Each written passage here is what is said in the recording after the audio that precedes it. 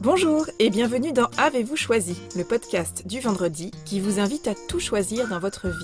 Je suis Oriane Savouré-Lucas, sérielle choisisseuse de ma vie. Dans la vie, j'ai les pieds sur terre, la tête dans les étoiles et je vous propose d'explorer avec curiosité le vaste et intrigant territoire du choix. Je suis coach et j'accompagne les personnes engagées mais essoufflées par un quotidien survolté à tout choisir pour se créer une vie sur mesure, à la fois épanouissante et impactante. Ce podcast, c'est l'occasion pour moi de partager réflexions, questionnements, lectures, ressources qui m'inspirent pour choisir ma vie. Régulièrement, je vous propose de faire la connaissance d'une personne que je trouve inspirante dans son rapport au choix et je partage avec vous une conversation que j'ai eue avec cette belle personne et son précieux supplément d'âme. Une manière de poursuivre votre exploration du territoire du choix à travers la découverte d'un parcours singulier. Aujourd'hui, je vous propose de faire la connaissance d'Alexandra Duvivier, prestidigitatrice et conférencière. J'ai rencontré Alexandra lors de la première édition de l'événement d'entrepreneuriat au féminin Think Bigger, organisé par Bouge ta boîte à Paris en janvier 2020. En 15 minutes sur scène, Alexandra a bluffé le public, nombreux, par un tour de magie moderne et enlevé, et nous a fait le cadeau du récit de son parcours de prestidigitatrice et de la manière dont elle a pris sa place dans cet univers. Le thème du choix était central dans son propos, et j'ai absolument tout adoré de sa prestation, tant dans la forme que dans le fond. Dès sa sortie de scène et avant d'aller attraper mon train, je suis allée féliciter Alexandra et lui proposer d'échanger sur le choix, un sujet important pour l'une comme pour l'autre. Alexandra a été immédiatement partante et nous nous sommes revus avec joie quelques semaines plus tard à Paris. Alexandra m'a reçue chaleureusement au Double Fond, un lieu entièrement consacré à l'art magique, qui a été créé en 1988 par Dominique Duvivier, le père d'Alexandra, en plein cœur du Marais à Paris. Parce que la magie, c'est une histoire de famille chez les Duvivier, une histoire qui s'écrit et se transmet de père en fille. Le père d'Alexandra, un magicien renommé, passionné par la magie depuis son plus jeune âge, a transmis sa passion pour la magie à sa fille. À l'âge de 15 ans, Alexandra a demandé à son père de lui montrer un tour de magie, ce qu'il s'était bien gardé de faire auparavant, ne souhaitant pas imposer la magie à ses enfants. Il a donc attendu qu'Alexandra lui fasse part de sa curiosité et de son envie de magie pour lui apprendre quelques ficelles du métier. À 18 ans, Alexandra a quitté l'école pour suivre la voie de la magie. Son métier, Alexandra l'a choisi par passion et non pas par atavisme. Depuis de nombreuses années, Alexandra et son père se produisent dans une ambiance chaleureuse et conviviale. Ce lieu, le Double Fond, tout comme le parcours d'Alexandra et de son père, c'est avant tout une belle aventure humaine, une histoire de transmission et de partage. Alexandra et son père partagent la même envie de dépoussiérer l'image de la magie, d'y ajouter une bonne dose d'humour et de complicité. Nous avons enregistré cette conversation dans la salle de spectacle intimiste du Double Fond, là où une cinquantaine de spectateurs tout au plus assistent au plus près au numéro de magie proposé par les artistes. Alexandra exerce un métier exigeant, qu'elle adore, et qui lui offre un terrain d'exploration et de renouvellement infini. Mais même si elle a choisi ce métier de magicienne par passion, il n'y a pas eu d'évidence. Grande timide et grande traqueuse, Alexandra a choisi un métier aux antipodes de son élan naturel et très peu exercé par des femmes. Le monde de la magie compte seulement 2% de femmes magiciennes.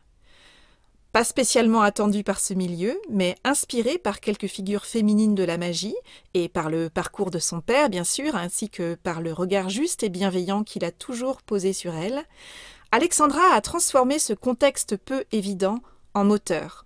Elle a mis les bouchées doubles et a travaillé d'arrache-pied pour peu à peu inventer sa signature de magicienne. L'envie a été plus forte que la peur, et Alexandra a choisi d'apprivoiser sa peur pour qu'elle ne l'entrave plus dans sa manière de vivre son métier. Mue par une forte envie de vivre et d'assumer ses choix avec joie, Alexandra construit pas à pas son chemin de magicienne, composé de nombreuses expériences, d'une série de déclics boosters et de pas audacieux. Ce qu'Alexandra aime dans la vie et dans son métier, c'est l'échange, le partage, la communication et la transmission. Alors, si Alexandra, en parfaite représentante de son métier, ne révèle rien des ficelles de son métier ni des coulisses de ses tours de magie, elle partage avec une générosité non feinte les coulisses de son parcours et de la construction de son identité singulière de magicienne. Alexandra a à cœur, je crois, de lever le rideau sur les coulisses de son parcours, qui se construit à grand renfort de choix, de doutes, d'incertitudes, de déclics, de tournants, de tests et d'affirmation d'une voix de plus en plus authentique et libre. C'est sa manière à elle de contribuer à ouvrir le champ des possibles et à inviter les personnes que son parcours peut inspirer à faire des choix authentiques et joyeux. Au cours de notre conversation, Alexandra et moi avons parlé, entre autres, de passion, de déclic et du choix authentique de faire de l'illusion un métier. De ces parcours qui nous ouvrent le champ des possibles, qui nous inspirent pour tracer notre voie et pour nourrir notre audace à occuper notre juste place. De signature, de reconnaissance et de confiance. De timidité, de stress, de trac, de posture et de challenge. Du pouvoir d'un regard juste et bienveillant posé sur soi. D'osmose, de la joie de travailler en s'amusant, et de s'amuser en travaillant, et de partager la magie de la vie. De la curiosité, cet ingrédient propice au renouvellement permanent et merveilleux remède préventif à l'asphyxie. De liens, de ponts, de connexions, de caisses de résonance et de tranches de vie. D'Angélique et le Roi, de Moulin Rouge, de Foulas, de Sting et de Madonna, ou encore du choix et de ses meilleurs ennemis, le doute et l'incertitude. Je vous souhaite une bonne écoute. Alexandra, bonjour. Bonjour Oriane. Merci beaucoup de m'accueillir ici au Double Fond, cette salle de spectacle que tu as créée avec ton papa. Ouais, c'est papa qui l'a créée en 88. Moi, je suis le mouvement, mais je ne subis pas le mouvement, je suis le mouvement. Et c'est un bonheur de pouvoir travailler avec son père quand on a la chance de bien s'entendre avec. Et en plus, de partager la même vision sur notre métier. Parce que c'est une passion au départ, mais qui est devenue un métier. Donc ça aussi, c'est une chance, c'est une grande chance. Parce qu'il y a tellement de gens qui, finalement, subissent leur métier, qui n'ont pas forcément choisi, ou il n'y avait pas de débouché, il y a tellement de configurations possibles, que nous, c'est le bonheur, quoi. Donc on connaît notre chance, et c'est top de pouvoir justement travailler dans un truc qui, non pas qu'on aime, mais qui nous passionne. Et alors toi, en fait, tu es né entouré par la magie, quelque part, parce que, comme tu disais, ton papa est magicien, donc tu l'as toujours connu dans ce métier-là.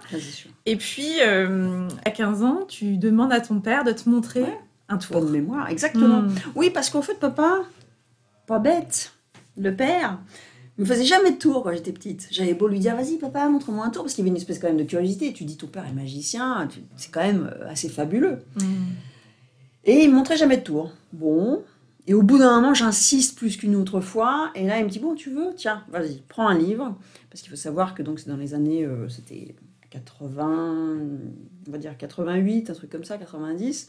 Là, il me donne un livre et je peux vous dire qu'il n'y a rien de plus rébarbatif pour apprendre la magie que de prendre un livre où c'est pas très attrayant. C'est un livre qu'il a écrit dans les années 70. Maman a fait les dessins, donc c'est super, mais c'était très précurseur.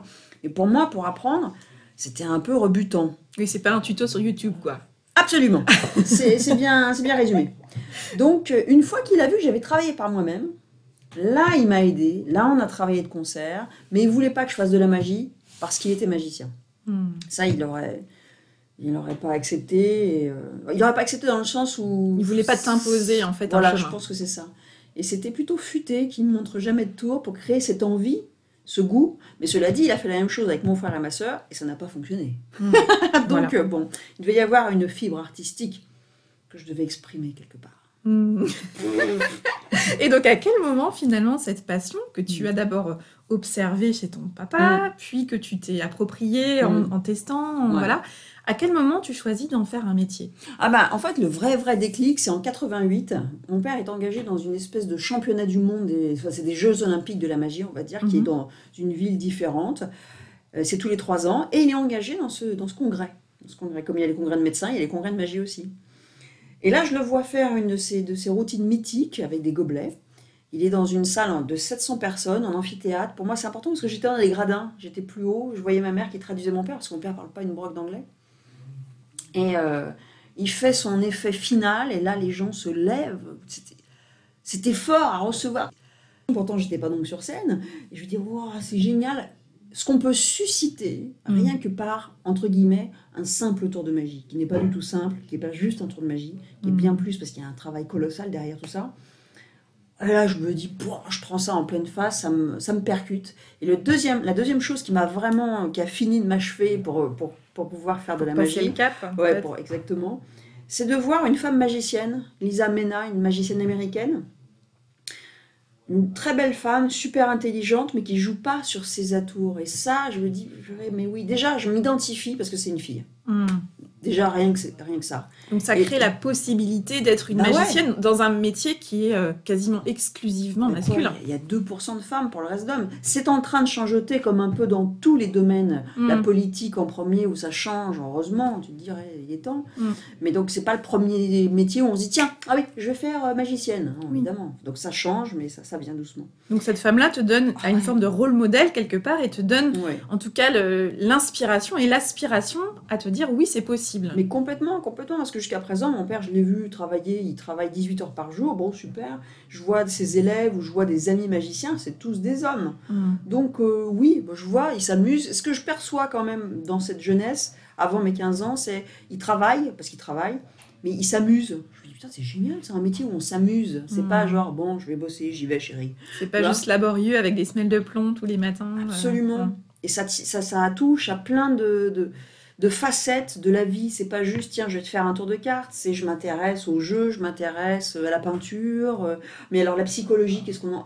C'est hyper complet la magie. Et donc, jusqu'à présent que des hommes, je vois cette femme qui est juste géniale parce qu'elle elle joue sur sa féminité. Oui, mais elle assume le fait d'être une femme, mais... Voilà, mais pas dans le mauvais sens du terme. Et ça, je trouve ça fascinant. Elle utilise la magie intelligemment, avec des effets féminins. Elle a une carte dans son collant, dans son talon. Enfin, tu te dis, ah ouais, c'est hyper inspirant. Donc, j'ai jamais copié Lisa Mena, mais ça m'a vraiment beaucoup inspirée. C'est comme Madonna, pour moi, ça n'a rien à voir. Madonna, des jeunes, je me suis dit, mais cette femme, elle est incroyable. Elle se réinvente à chaque disque. Bon, elle, c'est pour les albums. Je me dis, c'est fascinant, mais comment moi, je pourrais faire pour la magie? Me réinventer à chaque tour, pas faire toujours la même chose. Donc ça, c'est très inspirant de voir des femmes comme ça, fortes, comme Madonna ou Isabella Rossellini, il y en a tellement, Simone Veil, tu te dis, oh, mais quel parcours! Ça booste quoi, des gens, des femmes comme ça. Donc, et je suis pas féministe pour autant, mais c'est important d'avoir des modèles. Oui, c'est ça. Et donc très tôt, tu es intéressée, tu as déjà les antennes très ouvertes aussi, une forme de curiosité sur des parcours qui peuvent t'inspirer, et pas forcément dans les mêmes domaines, mais tu as cette capacité déjà assez jeune à créer des ponts, et à te dire, tiens, je peux aller peut-être picorer des éléments qui vont soit me nourrir dans ma pratique, comme en lien avec ton papa et ses collègues autour de lui, ces spectacles auxquels tu assistes, mais aussi des femmes qui ont des parcours très différents d'un parcours de magicienne, mais qui t'inspirent et qui viennent te nourrir. Mais je crois que c'est complètement ça, Oriane, parce que je crois que si, dans quelque domaine que ce soit, si tu restes dans ton couloir mental unique de pensée, tu vas t'asphyxier. Tu peux pas te renouveler, tu peux pas être inspiré juste par toi ou par la cartomagie, par exemple. Il faut que tu sois... Enfin, la curiosité, c'est la base de tout. Quand on a des enfants toutes les deux, c'est ça qu'il faut leur inculquer le plus possible. Qu'ils soient curieux de dire, ah, mais qu'est-ce que c'est ça, comment ça marche Ah oui, génial, posez-vous des questions. Je leur ai jamais dit, arrête de poser des questions. Parce que si je casse ça...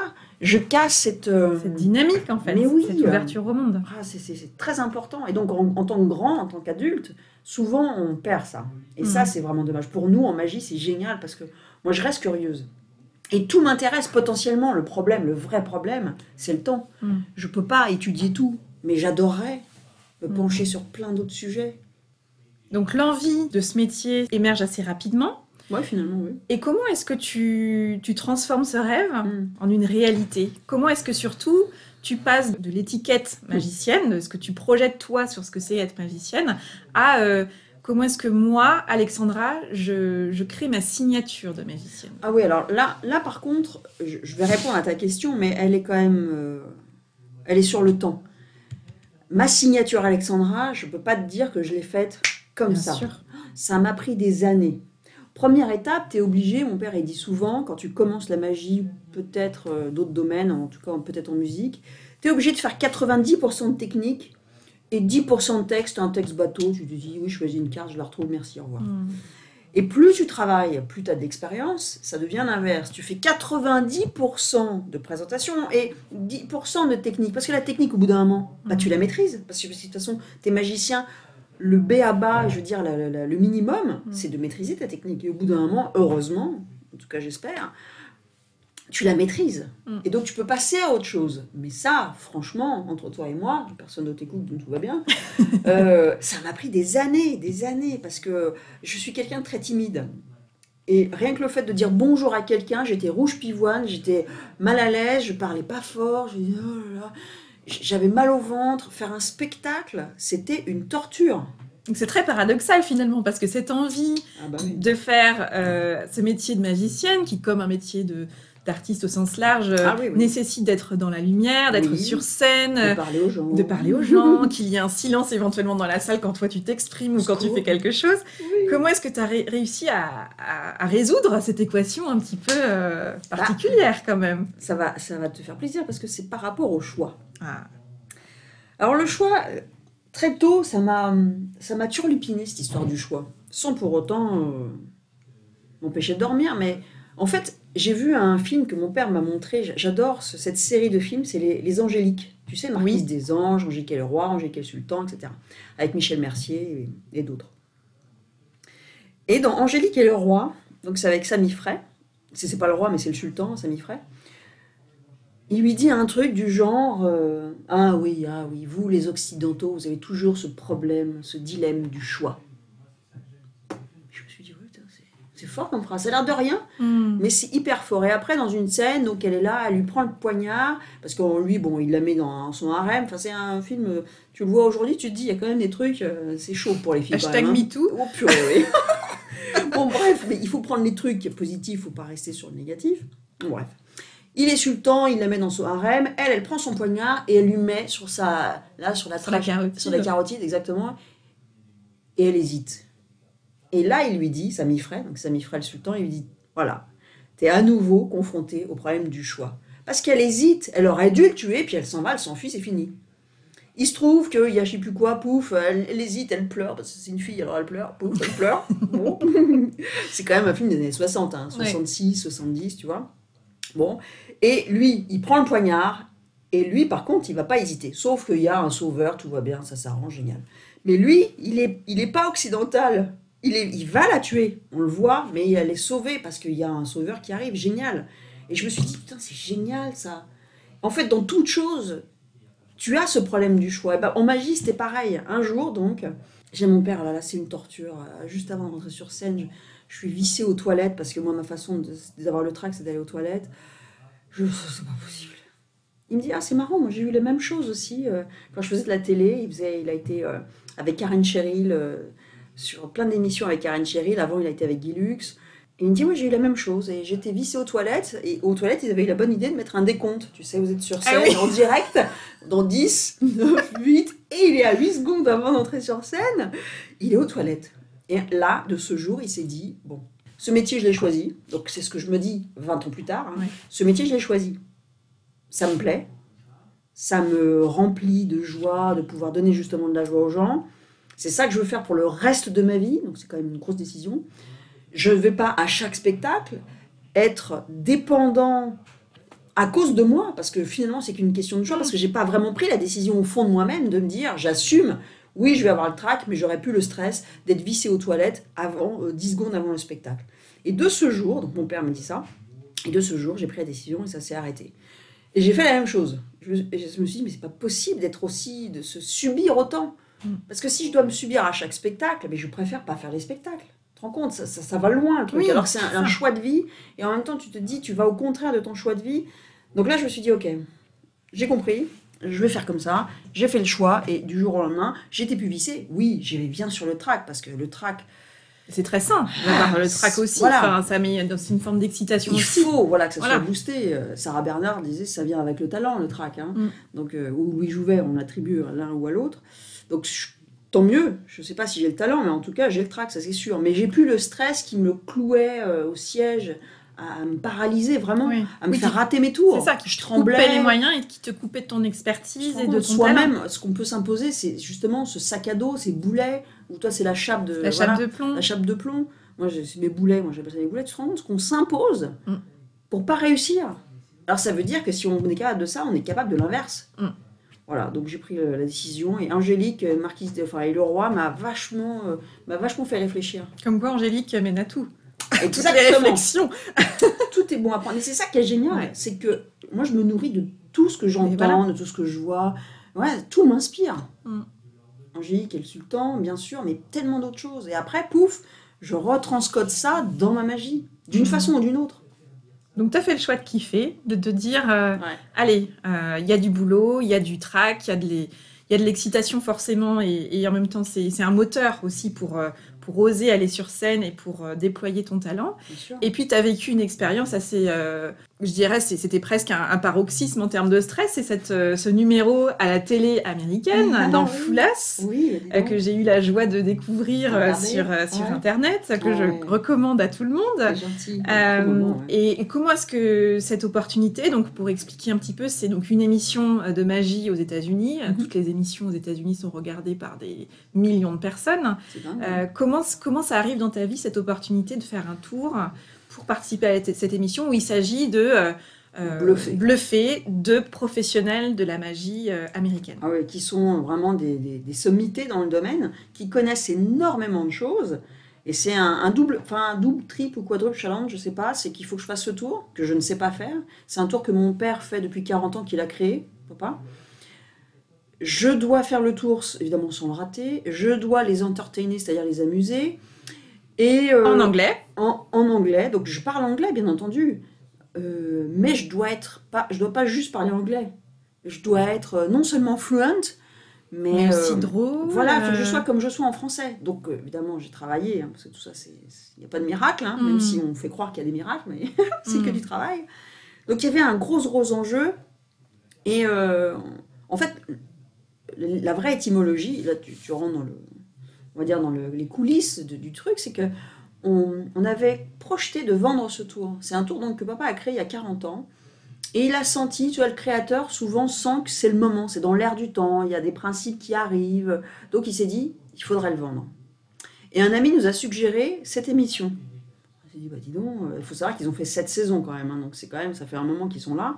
Ah oui, mais alors ça serait bien que ce soit le créateur qui fasse, donc papa. Et papa me dit, non, ça serait bien que ce soit toi qui fasses. Parce que justement, on en revient à l'identification.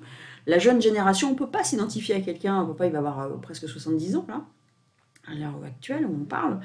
Et non, il me dit, les jeunes ne vont pas s'identifier à quelqu'un de mon âge. Il faut que ça soit quelqu'un, voilà, il faut que ce soit toi. Je lui dis, écoute, t'es gentil, mais ce tour-là, je l'ai jamais fait. Je t'ai vu le faire plein de fois, évidemment.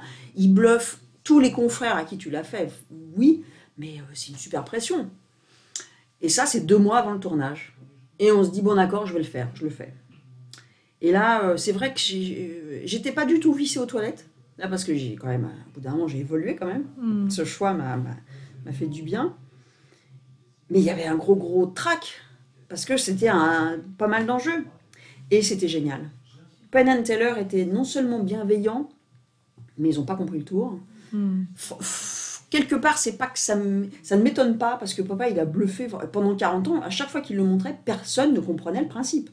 Donc, c'était génial de dire, je vais aux États-Unis, non, j'ai plus qu'à travailler, maîtriser le truc. Bon, j'ai 2 mois, c'est pas beaucoup. Ok, c'est pas grave, challenge supplémentaire. Pour pouvoir maîtriser le truc, l'anglais, l'entertaining. Et c'est filmé aussi, ce qui est encore une autre contrainte. C'est broadcast, c'est des conditions directes. C'est pas direct, mais c'est conditions directes. Donc c'était un peu chaud les marrons. J'avais pas le droit de me dire, ah non, j'ai raté, on va refaire. Non, ça c'est pas possible. C'est du one shot, quoi. Voilà, one shot. Une prise. Tout ça, je trouve, c'est boostant. Mais c'est vrai que c'est stressant, évidemment. Le track était évidemment là, mais c'était une expérience géniale, vraiment géniale, parce qu'ils ont été adorables, ils ont été foulés, bluffés, donc. Et puis ils m'ont dit, parce qu'il y en a un qui parle et un qui parle pas, soi-disant, mais c'est leur personnage sur scène.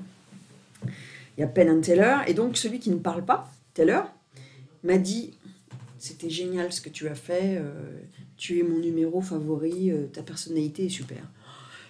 Donc c'est génial des expériences comme ça, parce que ça te Si tu avais des doutes, ce qui est toujours mon cas parce que je suis toujours en doutage, c'est un mot que j'ai inventé, hein. Je sais que ça n'existe pas. Ça te rebooste et ça te donne confiance, un peu plus confiance en toi. Et ça fait du bien. Et j'imagine que ça t'aide justement, on parlait de signature tout à l'heure, à t'enraciner davantage et à étendre ton réseau de racines pour t'implanter, trouver ta place et oser prendre ta place. Oui, bien sûr. Tout sans avoir peur de soit de faire comme les autres, soit de faire de l'ombre aux autres, soit de ne pas être assez dans la lumière. Ah mais complètement. J'ai toujours été de toute façon, la personne qui a toujours cru le plus en moi, c'est pas moi, c'est mon père. Je ne sais pas, franchement, et je lui ai dit souvent, je ne sais pas comment tu as pu voir quoi que ce soit en moi au début. Tu m'aurais vu au début faire un tour, tu te dis, mais il faut qu'elle fasse autre chose, la pauvre. Ça a l'air d'être une torture hein, quand même. Et puis bon, ça n'a pas l'air évident. Hein. Non seulement on voyait que je peinais techniquement, même si ça va, et en plus j'étais mal à l'aise. Tu envoies des messages de c'est pas bon, quoi, ça va pas. Mais lui, il a toujours cru qu'il y avait. C'est pas toujours cru, il a toujours vu. Ce qui est... C'est pas parce que mon père n'est pas quelqu'un de complaisant. C'est pas un mec, je vais le dire bizarre comme ça, c'est pas un mec sympa. Oui, au sens où il est pas là pour te faire des cadeaux. Non. En revanche, c'est quelqu'un de juste, c'est ce que j'entends. Voilà, c'est ça, exactement. C'est exactement ça. Donc, il m'a jamais fait de cadeaux. Et quand c'était pas bon, il me l'a toujours dit. Quand c'était bon, par contre, il me l'a dit. C'est ça. Donc, c'est une super école. Dure, mais c'est une super école. Et quand tu es dans un milieu masculin, tu sais, alors, une de nos, on va dire, casquettes dans notre job, c'est de faire des soirées d'entreprise, par exemple, où à la fin de l'année, les entreprises se réunissent, sont 300, 200, peu importe, ils font, et on fait du table en table. Ils sont par 10, et nous, on arrive à une table, et on fait des tours, on va à l'autre table, etc., pour que tout le monde, tous les convives, aient vu de la magie. Mais quand tu arrives à ces tables, ce qu'il ne faut pas oublier, c'est qu'il y a 99% d'hommes. Et quand tu es une fille et que tu te dis « Bonjour, je vais faire des temps de magie !» Ils n'en ont rien à faire. Ah oui. Ils pensent à d'autres trucs, si tu veux. Donc, il faut prendre sa place. Exactement. Et donc, c'est dur, mais je trouve ça passionnant. Ça a pris du temps, mais c'est génial. Parce que de toute façon, rien n'est simple dans la vie. Donc, c'est qu'un juste retour des choses. Si tu travailles dans le bon axe, tu as un bon retour. Donc maintenant, arriver à une table où il n'y a que des mecs, mais ça ne me pose aucun problème. Parce que je sais qu'on va s'amuser. Et alors qu'avant, je prenais ça comme un challenge. Je me disais, purée, mais comment je vais le faire ? Tu te remettais en jeu à chaque tour, finalement. Ah ouais. J'entends ça, il y a une sorte de... On remet les compteurs à zéro. Je dois prouver à nouveau. Machin. Alors que maintenant, oui, il faut bien que je prouve que oui, je ne suis pas mauvaise en magie, tout ça. Mais tu as un capital. Tu as constitué ton capital d'apprentissage. C'est ça, et ces petits blocs de fouleuse, ces petits blocs de spectacle, les Jeux Olympiques de la magie, tout ça, s'imbrique. Il n'y a pas de hasard, quoi. Ça s'est fait comme ça. C'est de la matière qui a créé un système cohérent et qui a créé même une boule, un peu effet boule de neige, quelque chose de très vertueux qui t'entraîne. Mais oui, et c'est vachement important parce que si de toute façon tu t'inspires pas des expériences de ta vie, tu recommences à zéro à chaque fois, c'est un peu fatigant, quoi. Donc moi j'ai quand même tendance, c'est vrai, à pas croire à mon talent, à pas croire... En fait, je crois que, j'en ai parlé plusieurs fois avec papa et à mon entourage, j'ai l'impression que si je suis plutôt dans cet axe de pas me dire putain j'ai été bonne sur ce coup-là, c'est impossible que je me dise ça comme ça, c'est pour ça que ça me fait rire, c'est que j'ai trop peur d'avoir la grosse tête. Et j'ai tellement vu d'artistes avoir cette grosse tête et se dire oh là, ils se croient bons, mais quand ils sont sur scène, c'est cacaproute quand même. Hein. Mais c'est pas grave, ils ont la grosse tête, donc ils ne voient plus. Ça me... Oui, donc on sent que cette envie que tu conserves de garder la tête froide aussi sur ton propre retour sur toi-même et avoir une capacité à adapter, à ajuster constamment ta pratique sans considérer que c'est arrivé finalement. Non, oui, c'est ce que papa m'a souvent dit. Il m'a dit, de toute façon, le jour où on se croit arrivé, c'est là où on n'est pas du tout arrivé et c'est là où on est sur la pente descendante. Alors justement, dans ta pratique de magicienne, tu as parlé tout à l'heure du fait que la magie était une pratique très variée finalement, qui nécessitait, et puis qui te nourrissait aussi d'ailleurs, d'aller observer, être curieuse finalement, ouverte sur plein de choses. Tu as évoqué la psychologie, etc. Quelle est l'importance du choix, d'après ton expérience et ton point de vue, dans la pratique de la magie justement ? Moi je dirais le premier choix, celui vraiment qui me meut, hein, ce verbe mouvoir, c'est de faire passer un bon moment au public. Souvent, quand les gens y remontent, d'un spectacle en duo avec papa ou seul, ils me disent « Ah, c'est génial, pendant 1h30, j'ai oublié mes soucis. » Et ça, je trouve ça génial. Là, c'est gagné pour toi. Ah ouais, là, c'est gagné parce que oui, je vais faire des tours de magie. Oui, ils vont pas comprendre, je dirais, c'est le minimum. J'ai travaillé pour ça. Et la magie, comme c'est pas connu, à moins de regarder un tuto sur Internet, tu vas pas savoir comment ça marche. Et encore, tu vas pas trouver les tours en plus. Donc, parce qu'on fait pas des tours évidents. Mais pour moi, ce qui est vraiment le plus important, c'est de kiffer le moment, quoi. On dit maintenant vulgairement comme ça, mais c'est vraiment important non seulement d'être carpe diem, mais de partager quelque chose de plus ou moins fort. Moi, j'aurais tendance à dire fort, après c'est une question de goût, mais de fort avec le public. Et quand il remonte par exemple d'un spectacle en duo avec papa, il nous parle de l'osmose qu'on a tous les deux. Ouais, moi je trouve ça génial. Je préfère qu'il nous parle de ça que de la technique. Votre technique, c'était formidable. Mais c'est ce que tu disais tout à l'heure, finalement, dans la pratique, et c'est ce qu'on peut traduire quand il y a entre les personnes qui maîtrisent une technique et les personnes qui ont passé un cap. Et les grands génies, par exemple, pour faire un parallèle avec la peinture, c'est des personnes qui ont... Ou la musique, c'est des personnes qui ont maîtrisé des codes et qui, arrivés à un certain degré de maîtrise, sont en capacité de bousculer ces codes ou de les réinventer. C'est génial, donc ça. voilà, c'est qu'on a passé un cap, on n'est plus uniquement concentré sur la technique, mais on propose autre chose finalement. Absolument, tu vois, tous nos textes sont écrits, tous nos tours sont écrits, mais ce qui me booste et ce qui vraiment m'exalte, c'est le fait de savoir qu'ils vont me dire des trucs que j'ai pas prévus, puisque c'est aussi de l'impro, mais tout est écrit à 100%. Hein. Il n'y a aucune impro, sauf dans l'intervention des gens. Et ça, c'est génial. Et moi, j'adore du tac au tac. Et les gens, des fois, ils me disent « Ah, c'est génial, votre numéro, c'est un numéro de, comment on dit, de stand-up. » Donc stand-up, ça veut bien dire comédien, humoriste. C'est ça. Bah, ça, je trouve ça génial. De la magie, en fait. Alors oui, il se trouve que je fais de la magie. Mais finalement, c'est qu'un moyen de communication pour passer un moment sympa. C'est ça, c'est un vecteur. Donc je suis ravie quand ils me disent « Ah là là, votre personnalité, c'est top. » Ah ouais, bah, ça m'a pris du temps, encore une fois. Parce que évidemment que c'était là. Mais après, se cultiver dans le bon axe, c'est simple pour personne. C'est toujours plus simple de se dire que le verre est à moitié vide plutôt qu'à moitié plein. Pour tout le monde. Et là, je suis en train d'en parler avec les enfants. Mon fils, pour l'instant, il voit plutôt à moitié vide. Ok. Parce que de toute façon, si on est au départ, on voit plutôt les choses qui sont pas bien. Il faut travailler pour voir le positif. C'est pas inné. Il y a peut-être des gens pour qui c'est inné. Et moi, je sais que c'est pas mon cas. Mais je trouve ça fascinant de se dire, ouais, en fait, tout est une expérience positive à apporter à son petit baluchon. Et dans ta pratique, du coup, de magicienne, parce que tu l'as évoqué, c'est un spectacle, oui, mais c'est aussi beaucoup de travail en amont, de préparation, d'anticipation, de technique. Est-ce que tu t'es choisi une routine de préparation, de travail, notamment quand tu apprends, par exemple, un nouveau tour ou quand tu choisis de créer un spectacle quelle est la part du choix, là encore, que tu viens injecter pour faire quelque chose qui te ressemble? Ah bah ça, c'est énorme. Le choix, en fait, il est incessant. C'est tout le temps de se dire, ah, je vais plutôt faire un tour avec ça plutôt qu'avec ça, ça me correspond plus. Mais qu'est-ce que j'ai envie de raconter avec ce tour? Non, j'ai plutôt envie de parler, pas politique, mais j'ai envie de parler de peinture ou de poésie avec ce tour. Ouais, je vais prendre celui-là plutôt. Tu vois, donc, je peux pas, je vais rester assez évasive sur ta question, mais il est sans arrêt le choix. Ce que je trouve intéressant, c'est que encore une fois, la magie va être le moyen dans ce que tu dis. C'est-à-dire que tu pars du thème de quoi j'ai envie de parler. Voilà. Et à partir de là, quels sont parmi ma palette finalement existante de tours que je maîtrise ou que j'ai envie de travailler, etc.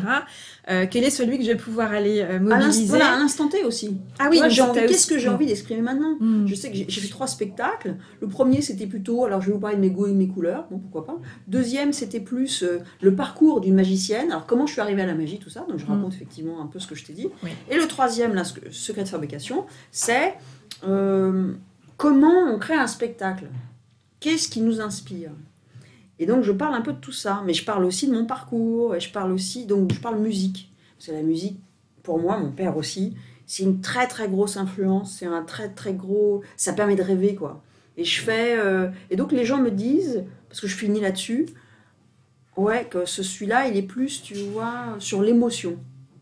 Et j'ai choisi pour ce spectacle d'être un peu plus, voilà, de parler de choses qui me sont vraiment très très chères, très personnelles et très, très enfouies. Et les gens me disent, ah ouais, c'est bien parce que tu parles de toi. on peut pas pas dire la vérité à 100%. Mais sur ce numéro-là, et là, je le dis à 100%, tout ce qui me constitue, en gros. Et je parle musique. Et je fais un tour sur une musique qui m'a vraiment bouleversifiée, comme diraient les inconnus, sur Moulin Rouge, de Baz Luhrmann. Et là, je trouve la BO et... Oh là là, quand Ewan McGregor chante avec Nicole Kidman, après t'aimes pas, mais il y a une puissance, ça a généré une émotion pour toi. Et alors, comment tu transposes ça en magie? Bah, viens voir le spectacle. Tu ah, quel teasing, mais quel teasing! Donc là encore, tu crées des ponts, c'est-à-dire que tu pars de quelque chose qui t'a ému personnellement. Non, mais je crois que en fait, le truc, Oriane, c'est que tu peux pas intéresser les gens si tu parles pas de toi. Exactement. Si tu parles juste, bon, allez, E égale MC2, machin, mais si tu dis pas que E égale MC2, ça t'a bouleversé d'une façon ou d'une autre dans ta vie, les gens, ils s'en moquent. Ils veulent, quand tu vas voir un comédien, quand tu vas voir un numéro de stand-up ou un numéro de magie, ils veulent repartir en se disant, ah ouais, alors tu vois, en fait, elle, ce qui l'a fait kiffer, c'est les gens, qu'on comprenne des choses sur la personne, sur l'artiste en question. Et ça, c'est vachement important. C'est pour ça que c'était ce que tu dis, quoi. Oui. Et puis et en plus, en parlant de toi, tu crées l'espace pour que l'autre vive une émotion d'une part, mais aussi chemine sur son propre mais bien parcours. Sûr. Parce que parler de soi, moi, je suis très réticente à parler de moi. À me dire oui, moi j'aime ci, moi je fais ça, moi. Surtout qu'il y a les réseaux pour ça maintenant. Ah, j'ai bu un thé, tiens, clique, Instagram. Oh, j'ai pris une salade. On s'en moque. Non, tu vois, parler de soi, certes, mais pourquoi je parle de moi au départ, c'est pour créer un lien avec le spectateur. Parce qu'ils ne peuvent pas s'identifier, encore une fois, à moi, ou on ne peut pas se connecter si je dis, ah ouais, j'étais amoureuse à 13 ans d'un mec, il ne s'est jamais rien passé, il s'appelait David Bloch. On a tous eu notre David Bloch. À l'école, c'était un amour, genre, oh là, j'ai pas pu lui parler, j'étais trop timide. On a tous eu ça. Donc je connecte les gens à moi parce qu'on a tous... Ça résonne, quoi. Ça fait caisse de résonance. C'est pour ça que j'aime bien faire des tours avec les bonbons aussi, parce qu'on a tous, tiens, c'était le roux-doudou, là c'était le réglisse, moi c'était les phrases tagada, moi c'était les sucettes. On a tous ce souvenir d'enfance et c'est important de se connecter les uns les autres. Autrement, ça reste une pièce de théâtre, le quatrième mur, et puis on n'interagit pas ensemble. Donc le lien, la connexion, j'entends que c'est quelque chose de très important. Ah ouais. Pour toi, à la fois dans créer des liens, des ponts pour créer ton propre spectacle, tes propres tours, c'est-à-dire toutes ces influences. C'est un spectacle finalement. Voilà, exactement. Ouais. Et puis il y a cette envie de créer du lien aussi avec chaque personne du public. Ouais. Et puis finalement, ça pose aussi le point de la transmission, tout ça. Et avec ton papa, vous avez fait le choix de créer un diplôme. Qu'est-ce que tu sais comme chose? T'as vu ça un peu? Et oui, c'est Vous avez fait le choix finalement de professionnaliser à travers la création d'un diplôme l'art magique, donc qui est reconnu par l'État, qui correspond à un bac+2. Tout à fait. Et comment est-ce que vous en arrivez l'un et l'autre à ce choix-là, qui est un choix... Déjà, il y a l'idée, mais surtout, après, il y a le passage à l'action qui est quelque chose d'assez laborieux, colossal, très administratif, etc. Donc, comment ce choix naît et comment est-ce que vous le nourrissez pour aller au bout? À la base, c'est assez facile. La base, c'est que papa, depuis qu'il a commencé professionnellement la magie en 72, donc ça fait quand même un bail, il a toujours cru à la magie. Dans le sens qu'il s'est toujours dit, la magie, il faudra qu'il y en ait à l'école. Parce que la magie, ce qui est génial, c'est que c'est très complet. Comme je l'ai évoqué tout à l'heure, survolé tout à l'heure. Moi, je suis dyslexique.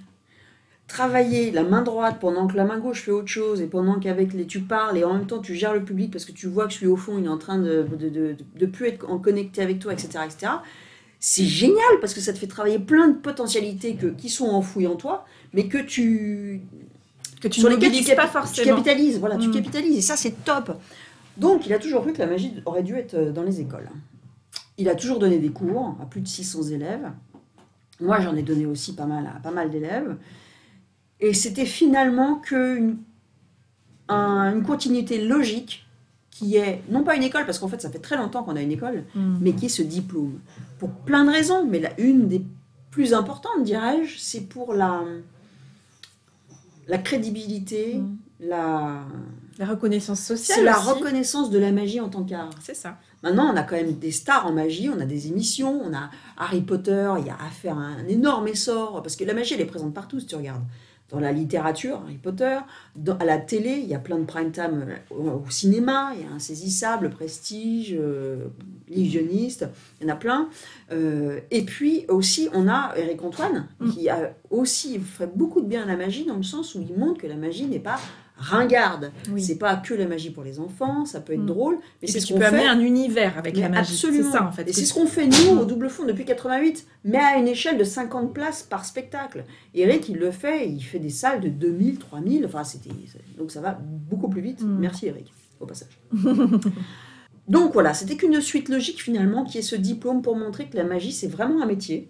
Parce que ça fait, nous, au Double Fond, on va dire que notre chiffre d'affaires, il a doublé en 10 ans, quoi. Parce que la magie intéresse beaucoup, les entreprises engagent de plus en plus de magiciens, et quand tu tapes magicien sur Internet, tu as, comme dans tous les domaines, tout et n'importe quoi. Si tu as un magicien qui a un bac+2, ça légitimise, et tu te dis, oui, je vais plutôt engager le bac+2 que quelqu'un que tu ne connais pas. Donc c'est un garant de qualité pour, par exemple, les employeurs, ce qui est vachement important. Mais de toute façon, au départ, papa, lui, il a toujours cru à la magie. C'est un passionné, mais d'ailleurs c'est même fou à ce point. Hein. Il a commencé à 8 ans, il n'a jamais lâché son jeu de cartes. Il a créé le Double Fond, il a racheté une boutique de magie, qui est dans le 5e, la plus vieille boutique de magie du monde, 1808. Génial. C'est pour vous, ça. Il achetait ses premiers tours à l'âge de 8 ans dans cette boutique. Il a acheté il a racheté après, quelques années plus tard. Ça pourrait être un livre, ça. Mais oui, t'as raison. C'est fascinant, je trouve, cette détermination qu'il a toujours eue avec cet art que les gens ne considéraient pas comme un art. Maintenant, ça commence à changer, évidemment grâce au diplôme, et on est les seuls au monde, ça c'est un truc de fou aussi. On s'est renseigné partout, en Chine, au Brésil, en Espagne, il n'y a pas de diplôme d'État comme ça, reconnu par le ministère du Travail. Donc ça veut dire aussi que quand vous avez créé ce diplôme-là, alors il y a eu bien sûr tout le travail administratif, il faut respecter les contraintes liées à la création d'un diplôme, la notion de, bien sûr, la notion de déroulé pédagogique, mais tout ça vous l'aviez déjà créé puisque vous enseigniez déjà la magie. Et juste pour avoir un ordre d'idée, quand tu parlais tout à l'heure de la diversité des sujets qui ont trait à l'apprentissage de la magie, est-ce que tu peux nous donner une idée de l'éventail des sujets qui sont adressés est-ce qu'on fait de la psychologie, est-ce qu'on fait, tu vois, comment est-ce qu'on contacte, qu'on crée le contact avec le public, par exemple. Bien sûr, mais tout ça, on le travaille. Et donc, juste pour dire une petite digression par rapport à ce que tu dis, ça nous a pris 5 ans. 5 ans, et quand je dis ça a appris à Adeline Galland 5 ans de sa vie à faire justement ce dossier. Alors, je ne te dis pas les différentes étapes, mais 5 ans. Parce que, évidemment, le système français ne rend pas les choses faciles. Et je dirais, c'est pas plus mal. Parce qu'autrement, tout le monde aurait un diplôme d'État. Et ça ne voudrait plus rien dire. Donc maintenant, la magie est au même niveau que le cinéma. Tu peux avoir un diplôme de cinéma, que la danse, que la musique. C'est génial. Pour la reconnaissance de cet art, qui se nourrit de plein d'autres arts, certes. Mais c'est fabuleux. En fait, dans cette formation, on travaille énormément de choses. Parce que la magie, effectivement, c'est très complet. On travaille l'histoire de la magie. Parce que c'est bon de savoir un peu d'où tu viens, même si tu as l'impression d'avoir créé le thé, il était un peu inventé avant, tu vois. Donc les jeunes ont tendance quand même, il faut pas se cacher, hein, ils ont tendance à inventer l'eau chaude. Mais bon, de tout temps, ça a été pareil. Donc bien sûr, l'histoire de la magie. Après, c'est la préparation d'un numéro de magie, alors qui comprend tellement de choses. La technique, bien sûr. On leur apprend un répertoire de dizaines de tours, pour qu'ils aient des tours pour les enfants, des tours pour la scène, le salon, le mentalisme, parce que c'est quand même très en vogue maintenant le mentalisme. Le mentalisme, pour ceux qui ne savent pas, c'est tiens, je lis dans tes pensées, c'est un peu ça. J'en oublie un. Le close-up. Close-up, voilà, et close-up, exactement. Donc ça représente énormément de tours. Mais bon, en même temps, ils sont là pour apprendre. Donc, on apprend tout ça, préparation d'un numéro de magie. Donc, sur ces différents postes, on va dire. Hein. Après, c'est la concrétisation de ce numéro de magie, c'est comment t'arrives la logistique. Tu parles à un client, tu dis, il faut poser les bonnes questions. Tu ne vas pas lui dire quelle est la couleur de votre rideau, on s'en moque. C'est bon, alors voilà, combien il y aura de personnes, comment ils seront assis, la disposition, le matériel. Toute la logistique. Savoir parler, est-ce que vous avez un micro HF ou tu parles pas comme une buse, quoi. Il faut que tu aies l'air professionnel. Ça. Donc c'est la posture professionnelle aussi dans le contact avec les prospects ou les clients qui est adressée. Voilà. Mais ça, on leur apprend, enfin on essaye de leur apprendre en tout cas. Après, c'est comment se vendre. les prix du marché, comment se vendre, avoir une carte de visite, avoir un site internet, comment contacter les gens. Et dans tout ça, même si ça paraît un petit peu ridicule, c'est le français. Quand tu écris un mail à quelqu'un, tu essaies de ne pas faire 3 fautes à chaque mot. Parce que quand quelqu'un de sérieux va lire, il va se dire « Ah, tiens, là j'ai affaire à un illettré, je ne veux pas t'engager. » Plouf, suivant. Tout ça, ça paraît basique, mais n'empêche, c'est vachement important. Si tu n'as pas les bases en français, bah, il faut que tu prennes des cours de français. Ça, nous, on ne les donne pas. Mais n'empêche, on sensibilise nos élèves, quels qu'ils soient, au français, à la tournure. C'est comme quand ils vont présenter le spectacle. Tu ne te dis pas c'est qui est c'est qui a dit. Non, tu essayes de parler, déjà, tu articules, la présence scénique, la respiration, le regard, etc., etc. Donc c'est énorme tout ce qu'on travaille. Et voilà quoi. Donc tout ça est très complet et ça prend pas mal de temps quoi. Mais c'est génial, c'est passionnant. C'est un art et tout. J'aime pas n'importe qui parce que n'importe qui ça fait péjoratif. Il n'y a pas de prérequis. Si tu veux venir, par exemple toi Ariane, tu as envie de faire, tu es une néophyte dans la magie, tu peux venir faire cette formation parce qu'il n'y a pas besoin de quoi que ce soit. La seule vraie motivation qu'il faut que tu aies, c'est que tu sois patiente et que tu travailles. Ah, si tu n'as pas envie de travailler, comme dans quelques domaines artistiques que ce soit, c'est pas la peine de faire la formation. Tu ne vas pas y arriver. Parce que la magie, c'est du travail. Et de la persévérance. Bah oui, du travail. Il faut être patient, faut pouvoir être aguerri à faire 100 fois le même geste. Oui. Pas le tour, le même geste. Oui, c'est ça, parce que l'illusion, cette impression de fluidité, de créer ce mystère de mais comment ça marche, qu'est-ce qui s'est passé, c'est tout le travail dans les coulisses de ce qui s'est passé, du travail, de la répétition, encore et encore gagner en fluidité, en agilité dans le geste. Et puis même encore aujourd'hui, tu vois, quand on va faire un spectacle là, dans quelques heures avec papa, on vient à l'avance, on répète les tours qui nous posent problème. Alors attends, celui-là, je vais le refaire.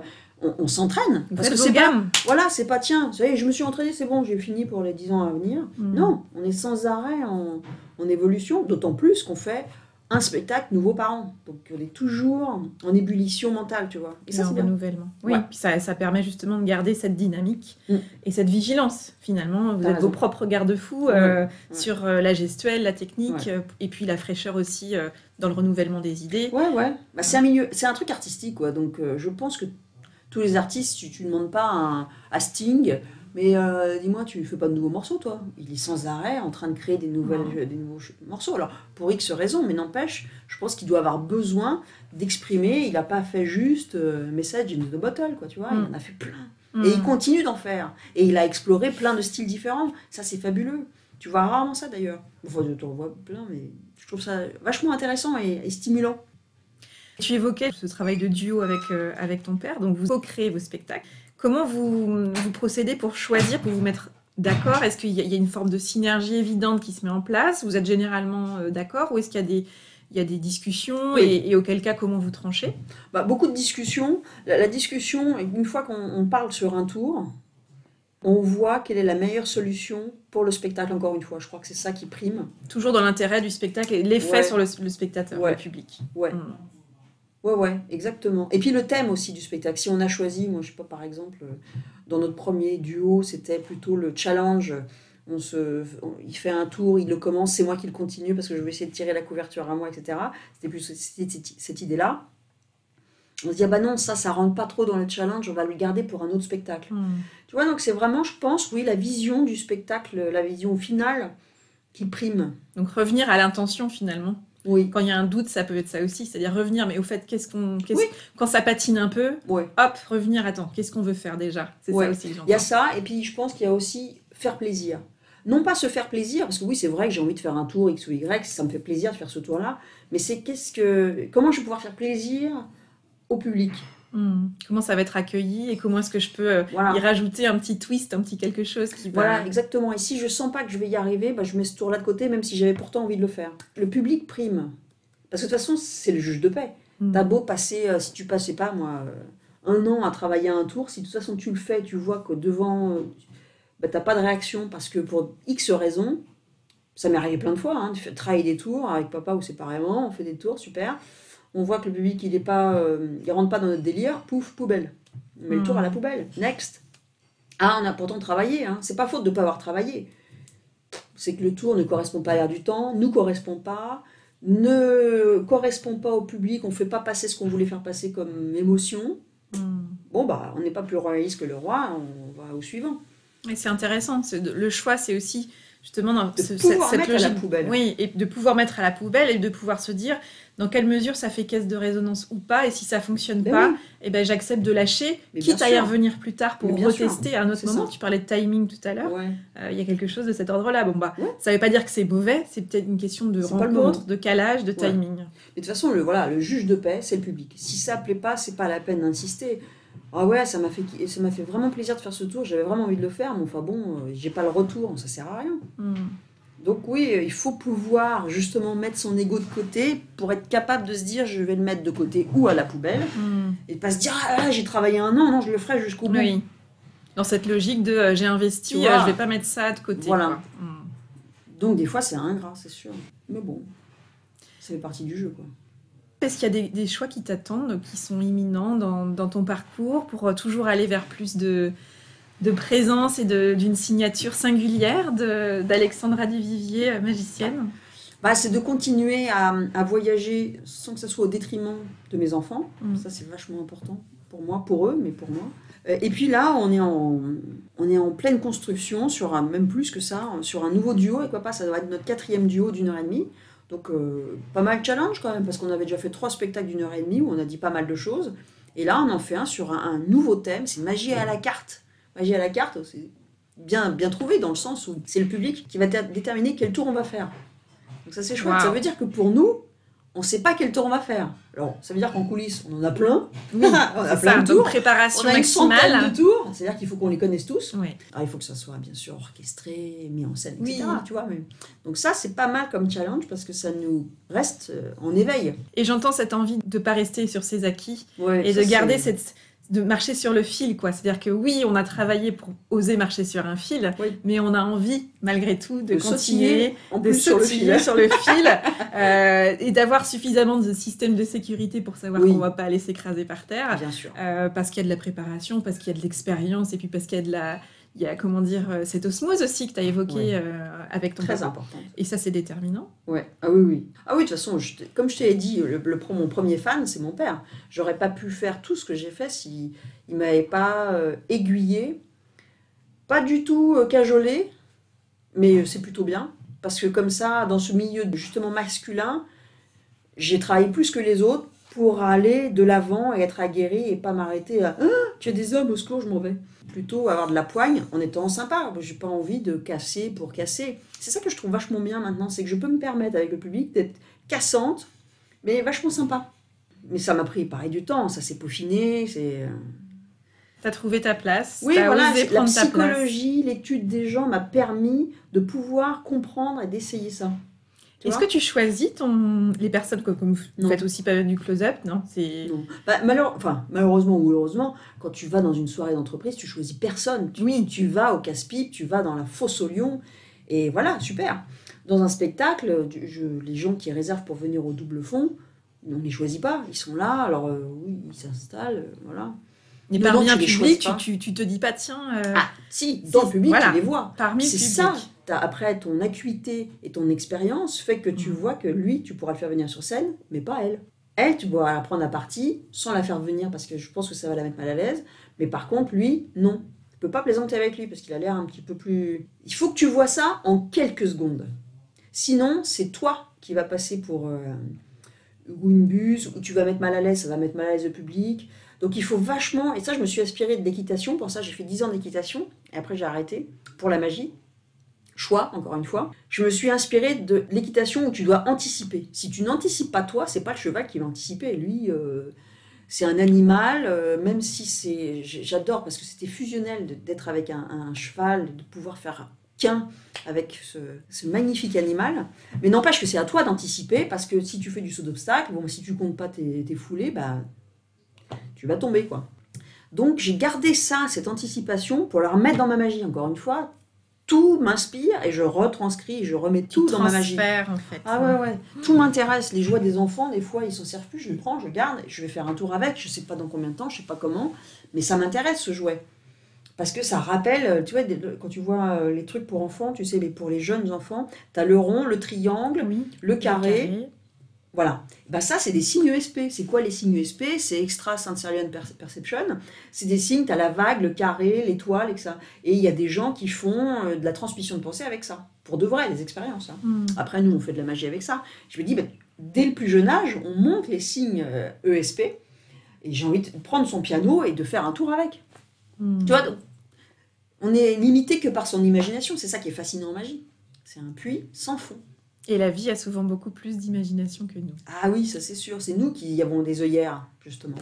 Donc ouais, anticiper, c'est vachement important quand tu as 50 ou plus personnes devant toi. Si tu n'anticipes pas, tu vas avoir des soucis.